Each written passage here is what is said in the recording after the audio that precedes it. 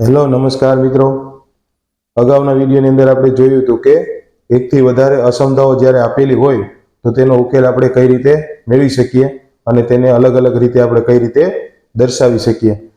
આપણે આ વિડીયોની અંદર પછી એમ ઈ જ જોવાનું છે કે જ્યારે એકથી વધારે અસમતાઓ આપેલી હોય તો તેને આપણે આલેખની મદદથી એનો ઉકેલ ગણ કઈ રીતે મેળવી શકાય અને તેને આલેખ પર કઈ રીતે દર્શાવી શકાય તે આપણે આ વિડીયોનું મહત્વ છે।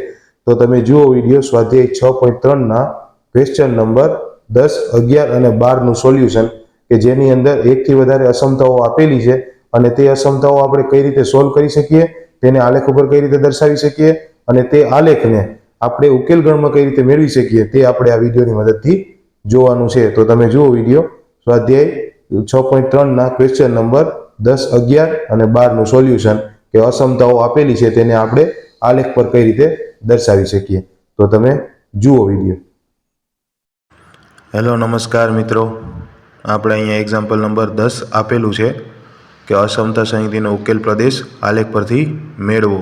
તો આપણે એકથી વધારે અસમતાઓ આપેલી છે, બરાબર છે। તે અસમતાઓને આપણે આલેખની મદદથી ઉકેલ ગણ મેળવવાનો છે એનો, બરાબર છે, કે એનો ઉકેલ શું હોઈ શકે।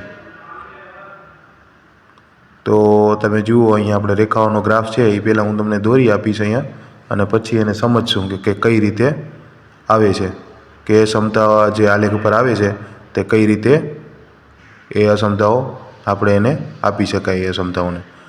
તો તમને અહીંયા સિમ્પલ હું પહેલાં દોરી આપીશ અને પછી આપણે સમજશું કે તે અસમતાઓ કઈ રીતે આવી છે।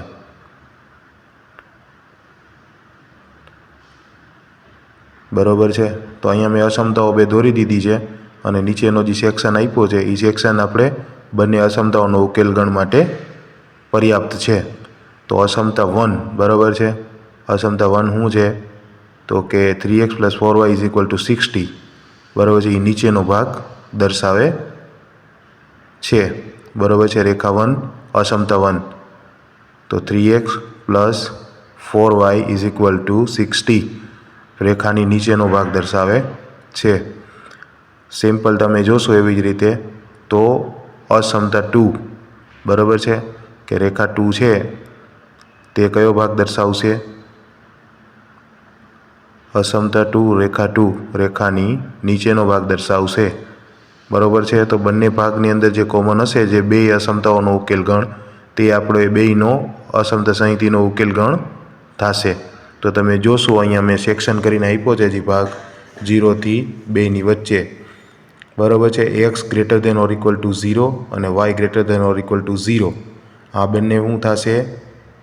એ પ્રથમ જ ચતુર્થાંશ જે હશે, પ્રથમ ચતુર્થાંશ કે જે 4 સમતલ હોય એમાંથી ચોથો ભાગ જે હશે, પહેલો ભાગ 1/4, એ સામાન્ય ભાગ એમની અંદર જ આવશે।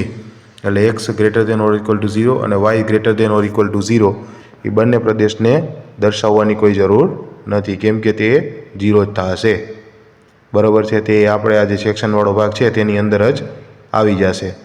તો પ્રથમ ચતુર્થાંશ છાયેલા પ્રદેશમાં દરેક બિંદુ સંબંધિત રેખાઓને અક્ષો પરના બિંદુઓ સહિત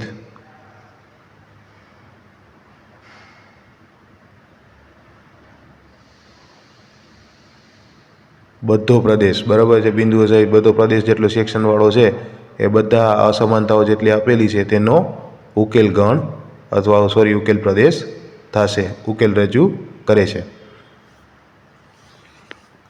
એવી જ રીતે અહીંયા એક્ઝામ્પલ નંબર 11 આપેલો છે કે અસમતા સમિતિનો ઉકેલ પ્રદેશ આલેખ પરથી મેળવવાનું કીધું છે।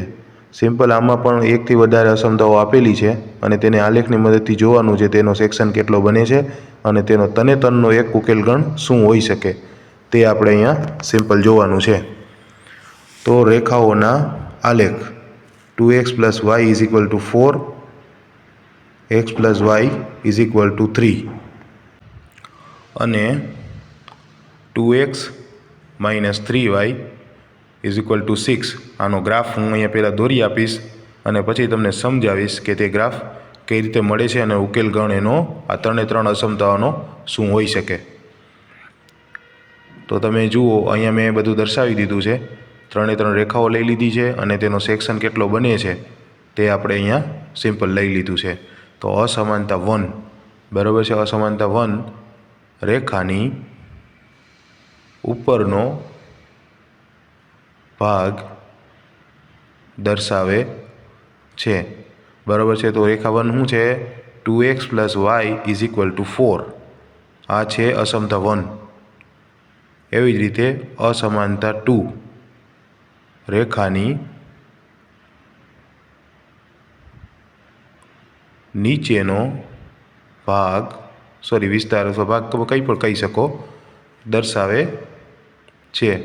રેખાની નીચેનો ભાગ દર્શાવે છે તો x + y = 3। આ છે અસમાનતા 2। એવી જ રીતે અસમાનતા 3 બરાબર છે કે અસમાનતા 3 છે એ શું દર્શાવે છે? તો કે રેખાની ઉપરનો ભાગ બરાબર છે એ દર્શાવશે। રેખાની ઉપરનો ભાગ હશે ને એ અસમાનતા 3 દર્શાવશે। એ શું હશે? 2x - 3y = 6। આ જે ત્રણ અસમતાઓ આપણે મળી ગઈ। હવે ત્રણે ત્રણ અસમતાઓનો જે કોમન ભાગ હશે તે આ ત્રણે ત્રણ અસમાનતાનો ઉકેલ પ્રદેશ હશે। તો મેં સેક્શનથી દર્શાવ્યું છે, બહુ નાનો ભાગ છે બરાબર છે કે જે એનો ઉકેલ ગણ થવાનો છે।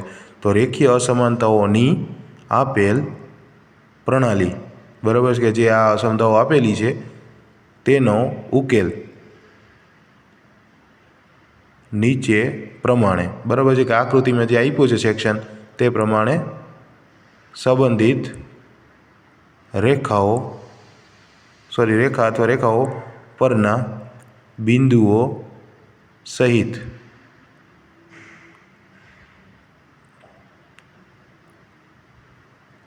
સામાન્ય છાંયેલા પ્રદેશ દ્વારા રજૂ થાય છે। બરાબર છે કે આ રજૂ આપણે કરી શકાય। અહીંયા આપણે એક્ઝામ્પલ નંબર 12 જોવાનો છે। તેની અંદર પણ અસમતાઓની અસંગતિ આપેલી છે, એકથી વધારે અસમતાઓ આપેલી છે અને આલેખ પરથી તેનો ઉકેલ મેળવવાનો કીધો છે બરાબર છે। તો સિમ્પલ તમારે અહીંયા શું કરવાનું છે? સૌથી પહેલાં આપણે આલેખ ઉપર એને દર્શાવી અને તે સમજવાનું કે તે કઈ રીતે આવે છે। તો રેખાઓનો graph 2x - 2y = 3, 3x + 4y = 12 અને y = 1 નો બધેનો ગ્રાફ નીચેની આપણે રાઈટ સાઈડની આકૃતિ જે આપેલી છે તેની અંદર આપણે દર્શાવશું કે આપણે કઈ રીતે એ મળે છે। તો સિમ્પલ તમારે અહીંયા શું કરવાનું પહેલાં જોઈ લો। હું અહીં બતાવી દીધું કે આ ગ્રાફ આવી રીતે મળશે અને એને આપણે કઈ રીતે શોધી શકાય તે આપણે સમજી લેશું। તો અસમાનતા 1 રેખાની ઉપરનો ભાગ દર્શાવે છે બરાબર છે। તો x - 2y = 3। એવી જ રીતે અસમાનતા 2 રેખાની ઉપરનો ભાગ દર્શાવે છે। કેમ કે બે ઉપરનો ભાગ દર્શાવે છે એટલે જ આપણે સેક્શન જે છે એ મોટો આવે છે કે એનો ઉકેલ પ્રદેશ વધારે હોઈ શકે। y = 1 આપણે 3x + 4y = 12 વાળો આવશે ભાગ અને ત્રીજી આપણે જોશું અસમાનતા રેખાની ઉપરનો ભાગ દર્શાવે છે। તો તમે જોઈ શકશો y = 1। આપણે આને સિમ્પલ આ રીતે નંબરિંગ પણ આપી શકીએ બરાબર છે।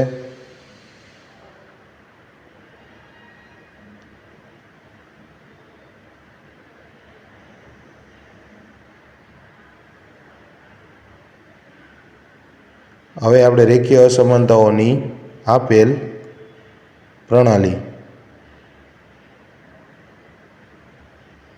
નો ઉકેલ નીચે પ્રમાણે મળશે। કેમ કે આપણે ઉપરનો જેટલો સેક્શન છે તે અસમાનતાઓ બધે માટે લાગુ પડશે।